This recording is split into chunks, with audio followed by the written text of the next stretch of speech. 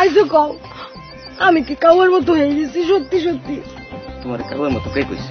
হ্যাঁ, আমি তো ওখানে চাপা মারছি, তুমি কাউয়ার মতন। হ মানুষে বুঝি চাপা মারে নিচে দেখানোর লাগে, মানুষে তো চাপা মারে উপরে উড়ানোর লাগে।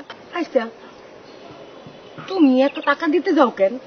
চলো আমরা দিন হয়ে যাই। খালি আসমার বিয়াটা হইতে দাও, বিয়াটা হইতে দেরি, আলাদা হইতে দেরি হবে না।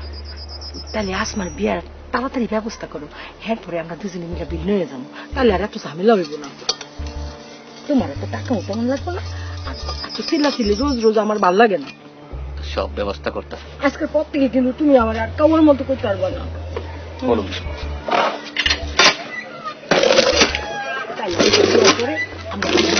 একদম